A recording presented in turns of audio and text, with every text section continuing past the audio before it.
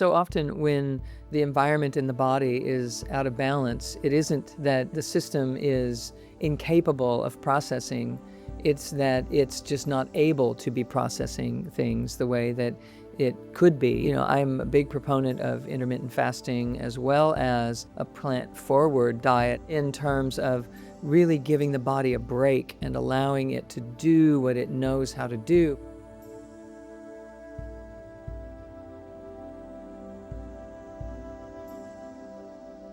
Welcome back to another Art of Awakening podcast. I'm your host, Dr. Sue Morter, and always happy to be with you here. It's always such a great joy. And today we have an amazing guest who's going to help us speak about the intersection of food and mental health and overall well-being with Kim Murphy. She's joining us here today.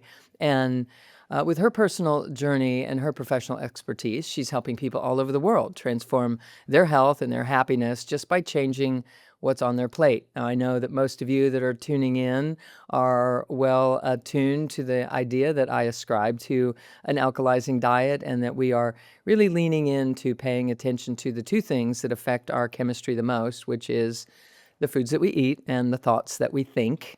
The amount of anxiety or stress or angst or anger that we produce in a day's time also creates a chemistry that's really tough to overcome. But the things that we're going to be speaking about today are going to help you in the balance of that. Should you happen to find yourself in a moment in life where the mental and emotional components are a little challenging, we can certainly help you in the background with these beautiful concepts that we're going to share. So Kim is a certified plant-based health coach, founder of Simply Plant-Based Kitchen, and an Amazon best-selling author of Plant Powered. Her work focuses on empowering people to take control of their health and their happiness by adopting a whole food, plant-based lifestyle. So over the years, she's helped countless clients reduce depression, anxiety, and even eliminate medications, and all by adopting mindful eating habits. So her goal is to show that plant-based eating can be easy, satisfying, and profoundly life-changing. So we're all about that. Kim, welcome. Thank you for being here with us today. Thank you so much for having me. Oh, beautiful. So, there's so many places to start, and I'm just going to say, what inspired you initially to turn your attention toward diet and the impact of overall health and this whole aspect of life, just so people can get to know you a little bit? Yeah. It's funny. I kind of always been interested in nutrition since probably, I was in high school. And so I was always kind of searching for, the best way to eat. Of course, at that time, as a teenager and young adult, it's all about how you look and dieting. And so, was reading all the typical diet books. But it wasn't really until I lost my dad to Alzheimer's that I really changed my focus to health, versus weight loss. Mm. Um, but weight loss definitely comes along with it when you're eating healthy. But yeah, I lost my dad to Alzheimer's. And so it really, started this journey of exploration and trying to figure out, okay, I've been trying to find the right information decades and decades, been all on and off all the diets, and I really couldn't find anything that was working for me. I was overweight, I was stressed, I had my own anxiety, and brain fog, and so that really kind of made me think, oh my gosh, maybe I'm headed down the same path as my dad, with the brain fog and everything. And he had heart disease, he had prostate cancer. So there was a lot of things that seemed to run in the family, if you will. But as I was like really digging into the science, I was learning, it's a whole lot less of genetics and a whole lot more of, what's on your plate and, passed down recipes and the things that you eat. And, the food on your plate just has such a profound impact on, chronic disease, but also your health and your happiness. And so, everything I was reading was pointing to a more holistic, whole foods, plant-based diet. Mhm. And so I went down that journey and that path. And funny enough, I'd actually learned about a plant-based diet several years before, again, with that angle of trying to lose weight after the birth of my second son, trying to lose the baby weight. And it worked. It was great. but I couldn't keep it going because, again, I think it was the mindset I had of, weight loss and restriction and having to be perfect versus this is a lifestyle. How can I make this, mindful eating and make it work for my lifestyle? And so it didn't stick, and like most diets don't. And so I started gaining all the weight back again and again. And so again, coming to, this full circle moment of losing my dad, it was like, okay, again, I need to try this whole food plant-based diet thing, but I need to do it in a way that is going to work for me and my lifestyle. And I'm kind of a perfectionist, something I've always struggled with, something I'm always working on. And I was starting to recognize that about myself. And I'm like, okay, how can I do this without that perfectionist mentality? Something that is sustainable and I enjoy and doesn't stress me out every day because that's not healthy. That's not helpful. And so I really took on a new mindset of progress, not perfection, and just trying to incorporate more and more whole plants in my diet and less of everything else.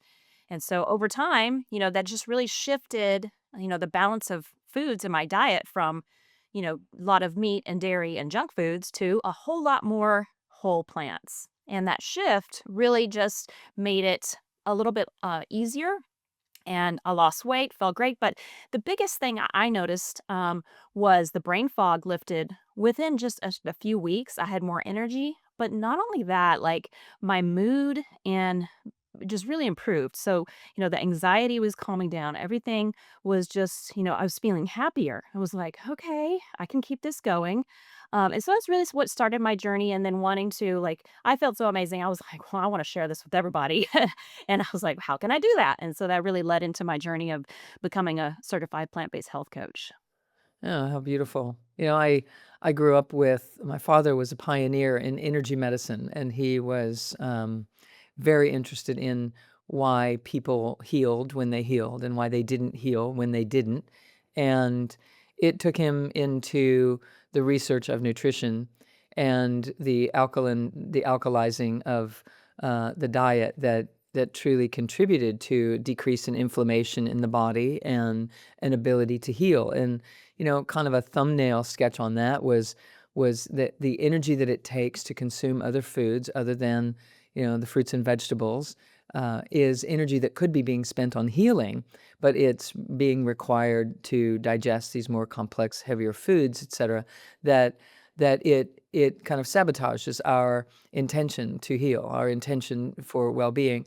And I love your conversation about moving from trying to do this for externally oriented reasons to internally oriented reasons of not just wanting to be thin and look better, but to truly take care of yourself. And I think in terms of awakening, this is really the journey of awakening, is to go from being externally oriented to being internally motivated and inspired. And to care for oneself is a thing that has to be developed in many cultures around the world and inside of our own inner psyche. We have a tendency to be performing and perfectionistic, as you're describing. And when we start to mature up and out of that, we drop into a deeper state, even if it's a little fear driven in the beginning, like your father had this, and what if it's me too? And I need to do everything I can to prevent that. I know a lot of our listeners are going to be, relating to such things, such concerns, because we've all been, kind of trained to believe that whatever our parents are experiencing, we're genetically inheriting those tendencies. And so the beauty of epigenetics is showing us that what we do eat and how we do think and the emotions that we do sustain do have a greater effect on our outpicturing of health and vitality than our genetic inheritance does. So even if we inherit a tendency towards something like Alzheimer's or diabetes or what have you, it doesn't mean it has to express unless we are allowing the rest of our system to break down enough that that is what ends up defaulting in its expression. So I look forward to you sharing with us some things that people can be doing in terms of, really taking into consideration how do I begin to shift toward a greater plant-based, if not 100% plant-based diet in terms of, changing my life, my lifestyle. So, sometimes people get overwhelmed about that. And, how am I going to change this? My family doesn't want to eat this way. What are you talking about? How am I going to do this? So, how would you guide someone who's just beginning to really dig their feet into this idea that self-care might include a little bit more of a plant-based diet in my life than I've had? Yeah. Yeah, absolutely, and I think that's really important because a lot of people, feel overwhelmed about making major lifestyle changes, and there is just a lot to learn, when it comes to eating whole food plant-based, and so you definitely can't do it overnight. I mean, some I call them unicorns. Some people, they never look back and they're like, "I'm gonna be whole food plant-based," and they're, off and going. But I find that the majority of people really need to take a much slower transition and think about adding more whole foods into their diet, instead of focusing on taking things away where you feel like you're missing out. And the beauty of whole plants is that they're, larger volume with less calories but more nutrition, as well as more bulk and fiber and even water. And so those foods fill you up faster, and so you naturally start to eat less of everything else. So start adding in those whole plants and add them in at the beginning of your meal. Snack on them. Nature's candy is fruit. Have an apple, have a banana, have some cantaloupe as a beautiful snack, and just really nurture your body in that way. And I find that, when you kind of preload your meal with those healthier whole plants that, like I said, people tend to eat less of everything else. And so that can help you start to transition in a way that feels less restrictive and less about giving up so many things, and more about transitioning. I also encourage people to just take it one meal at a time. One day at a time, one meal at a time. Maybe you just start with breakfast, or whatever your first meal of the day is. Some people eat, a traditional breakfast. Some people may be doing some intermittent fasting. Maybe they don't eat until lunchtime. But whatever your first meal of the day is, be intentional about that and make that first meal of the day, you know, whole food plant based. And, studies have shown that that first meal of the day really kind of sets up your whole mood for the day. How it works with your gut microbiome and, all the neurochemicals that your microbiome are producing can affect your mood and your appetite throughout the rest of the day. So, starting off with a healthy whole food plant based first meal of the day, say if you're doing something traditional like do some steel cut oats with some berries, just a huge bowl of fruit. Some people just, you could eat so much. You could do some chia seed puddings. You could do a tofu scramble instead of eggs. There's just really a lot of options, but start with just one meal a day and do that for a week, 2 weeks, however long it takes you to figure out what you like, figure out what you don't like. How are you going to prep it? How long does it take? Is it something that you can prep ahead for the whole week so you can grab and go? So there's a lot of things to kind of think about, instead of just like, I'm going to try to do this every single meal of the day, right from the get go. That's a lot. So get comfortable, figuring out what's going to work for your lifestyle, your taste buds, and just nice and easy. And then once you feel good, you can add on lunch, you can add on dinner, and so just a really slow and steady approach. I find that really helps kind of bring down the stress level of making too much change, and also helps to develop habits because our habits really, kind of dictate our choices and actions more than we realize. Mhm, absolutely.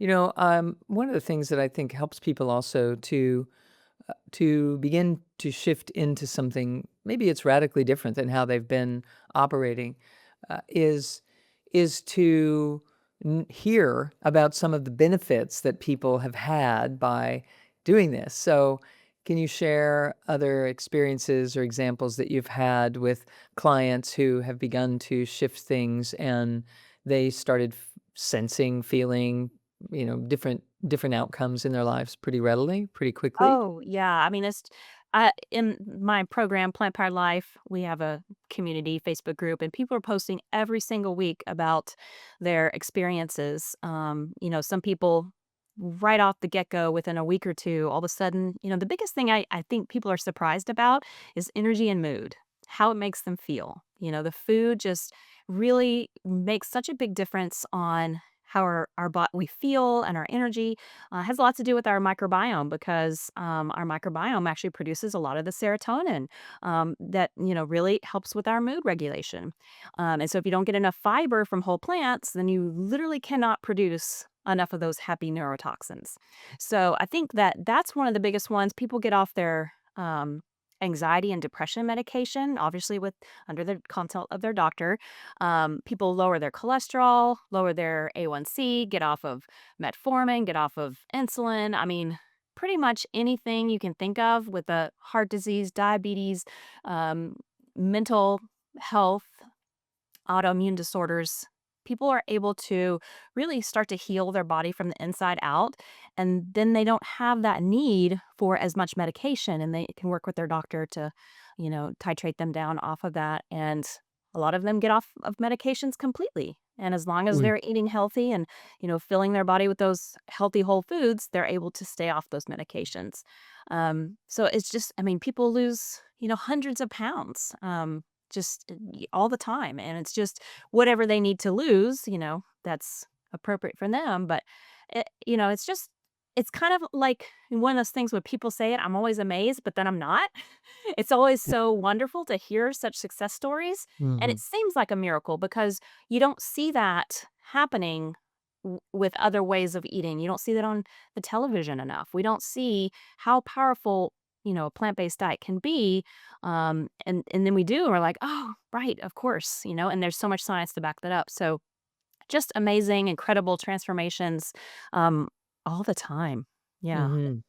Yes, so often when the environment in the body is out of balance, it isn't that the system is incapable of processing. It's that it's just not able to be processing things the way that it could be if we were taxing it less in other ways that I just mentioned earlier. I'm a big proponent of intermittent fasting as well as a plant-based or plant-forward diet, at least in terms of really giving the body a break and allowing it to do what it knows how to do, but it needs some reset time and it needs to be able to move forward, metabolizing one thing at a time. That some of our, preserves and fast food diets and all of those obvious things are simply not allowing the body to do. So, so beautiful. I love to hear about this. And I know that our listeners are plugging into this as well. Talk about a little bit more about the mental and emotional capacities that support anxiety and depression, and the dependency on medications that are reduced in terms of what specific ways of eating you would recommend. Hmm. Yeah. It's funny. I watch television and every other commercial is, some drug, some chronic disease prescription drug, Yeah. and there's some other, anti-anxiety medication and then another medication to deal with the side effects of the anti-anxiety medication. And definitely, I think that there's a time and place that, people need to have that support. But, and then every other commercial is junk food. And so we're just punishing our body with, like you said, preservatives and all the junk, the sugar, the salt, the oil, just these non-nutritive, artificial flavors and colorings that our body is just collecting and not able to get rid of. And like I mentioned before, with the gut microbiome. Produces, like, I think it's 70% of our body's serotonin. And so, if the only way your gut microbiome can produce it is by eating fiber. And so the only way it can eat fiber and produce those neurochemicals is if you eat the fiber and gets down to there and you nourish your own gut microbiome. And I think it's fascinating the new areas of research between the gut brain connection with how much these bacteria have influence over our mood and mood regulations and all these, neurochemicals. And if we don't feed them with all the high fiber foods, then our body just doesn't even have those happy chemicals to be able to regulate our emotions. And so I think that's one of the biggest reasons that people have such a quick, improvement in their mood and their energy, is all the high fiber foods. And so the beautiful thing is about whole plants, minimally processed. So I'm not talking about white flour, white bread, or white pasta, things like that. I'm talking about, whole grain versions of whole plants, or vegetables and fruits and beans and legumes, nuts and seeds. There's so much fiber in all of them. And, you know, everybody worries about protein. Oh, how can I get enough protein? But the truth is, 95% of Americans are deficient in fiber and not protein. Protein deficiency is rare, but people are not getting enough fiber, and so there's a lot of problems that come along with that. Not just from the mental side of that with the mood and mood regulation, but also cancer and heart disease have a big, that not getting enough fiber, is so important to preventing and even in some cases reversing these chronic diseases. So, filling your diet with just kind of the basics, it really isn't anything crazy. And we're talking about fruits and vegetables and whole grains and beans and lentils and peas and nuts and seeds. And so, really filling your plate with those foods first to get enough fiber, so crucial. It also decreases the amount of cravings and such that we have because we're not on these sugar highs that are dropping, and plummeting out, and then we reach for the wrong things to try to get us through. I mean, people can be in a plant-based diet, but also be consuming like eating no animal protein, but eating terribly. And I think it's a real important distinction for us to make that just because you're not consuming animal protein doesn't mean you're eating healthfully. You could be reaching for a Snickers bar and be doing the same thing, right? So we want to just really make this distinction that the highly refined foods are not helpful in terms of rejuvenation and replenishment to healing and allowing for the body to rejuvenate. It's really just think of it as filler, and so you want to be careful the amount or the proportion of these things that you're eating versus the actual fruits and vegetables that are intended when we're talking about eating plant-based. Um, so what do you feel about that there are since plant-based eating has become more popular in the last decade, there become lots of books and recipes for combining and generating a cheese, for instance, that's made out of cashews, or generating a version of foods that are plant-based that are sort of mimicking what the rest of the world has been eating all these years. How do you feel about those recipes and those manufacturings of sort of these other versions of the foods that people are more familiar with or used to eating? Actually, I think it's a great strategy, but you just have to be careful about what it's made out of. And so, kind of tagging along what you said about, you can be not eating meat and dairy, but not being healthy. It's with the whole plant-based rise, it's kind of gotten a little harder because now all of a sudden you have all these plant-based products on the market and plant-based junk food. So you can be a junk food vegan, but not very healthy. And so making your own versions of cheeses with nuts and seeds and whole plants, with the plant-based milks, tofu, when you're making a recipe from whole plants, then that's great because you've got the whole plant ingredients in it. But if you're using a bunch of the store-bought cheeses are the vegan cheeses are highly processed, just full of oil, full of sodium, very little nutrients. um, but if you make your own plant-based cheeses, whole food plant-based cheeses from, I do this all the time with cream sauces. And actually, I now make all my cream sauces with cauliflower as well. So I'm sneaking in Mm. those vegetables and you don't even taste it. So you've got your cauliflower, steamed cauliflower, cashews, a little bit of either plant milk or vegetable broth, some spices, lemon juice, apple cider vinegar. And you've got a really great tangy cheese sauce. You can make mac and cheese. I think it's a really great strategy because people want those, foods that they're familiar with, foods that Mhm. comfort them. Um, and so that's one of my tips is to take, recipes that you already know and tweak them. How can you make this whole food plant based with some substitutions?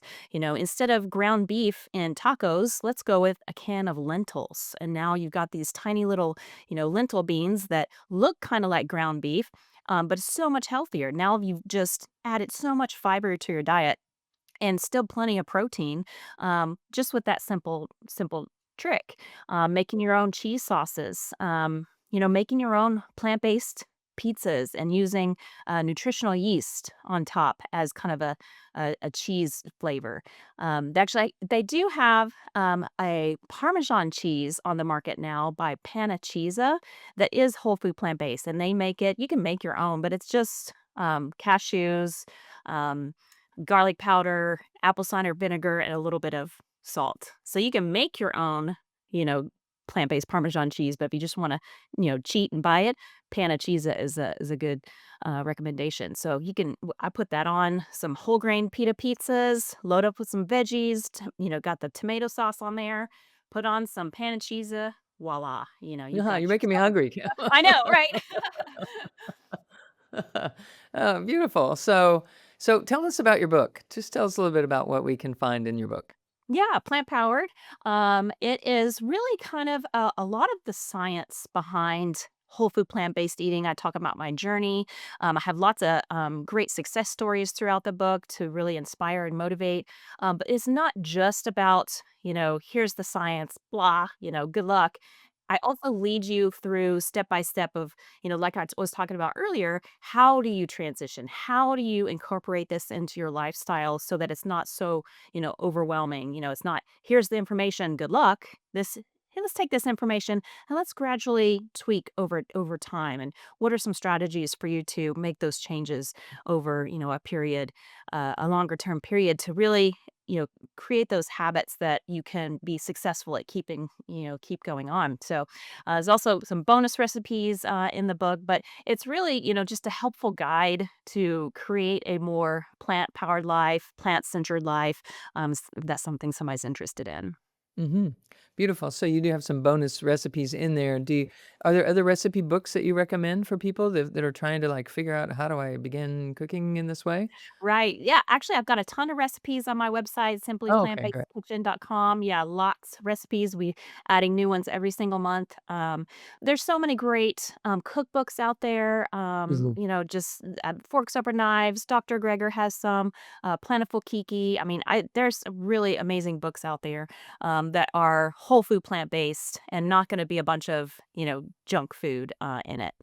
Yeah, great. I love that you're speaking about whole foods. In the research that I've done and that my father was doing prior, there is great evidence that when we are extracting a part of a food and eating it, it becomes more of a stimulant in your body, which is okay in short term. But if you're doing that on a regular basis, we're constantly stimulating the system, and the adrenals have to rise to the occasion to meet that stimulation, and we end up exhausting the adrenals, and then we bump into the thyroid as an attempt to try to support what the adrenals should have been doing for us, and the thyroid isn't really built to do that. So now we start roller coastering, and our hormonal system gets out of balance, and the next thing you know, we're in trouble, and we're craving comfort foods like crazy, and more and more and more stimulation, which is what's happened in America and across the globe actually now with the popularity of, let's grab a coffee, let's grab a coffee, let's grab a coffee. So so all the while, these things are creating stimulation. Even if we're trying to eat a plant-based diet, we can falsely generate this state of emergency in the body, underpinning the entire effort all the while. So the whole food, the more of the whole food as nature prepared it that we can consume, the better. That way, it's balancing out and harmonizing things instead of concentrating and overstimulating in other ways. So I'm loving that you're referencing that as well, and it sounds like something that our audience will be right up in alignment with. So beautiful. Is there Fantastic. anything else that you'd like to delve into today? I just tag on what you said about, the harmony of whole foods and, instead of extracting one piece of that, I think that, I believe it was, either Dr. Esselstyn or Dr. T. Colin Campbell, who talked about the symphony of, a whole food and all the nutrients and everything that it's all meant to be working together in a very balanced way. And so when you take, a thing out, maybe you're getting a whole bunch too much flutes, and a whole too much percussion, and so everything has to Right. work together like a symphony would, and all in balance and in harmony. Yeah. And so you exactly, it's like we want to be consuming those whole foods so that, it works inside our body the way nature intended, and doesn't cause things to go awry.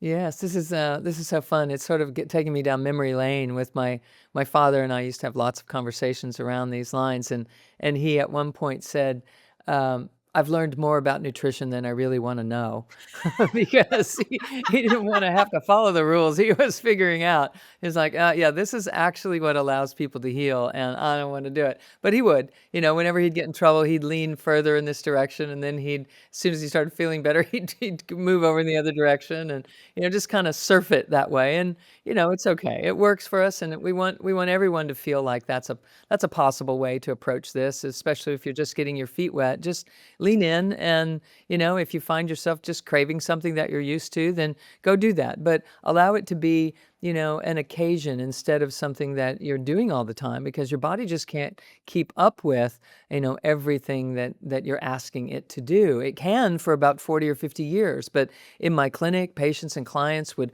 always say, "I was fine until I hit 50, and then all of a sudden things just started to fall apart."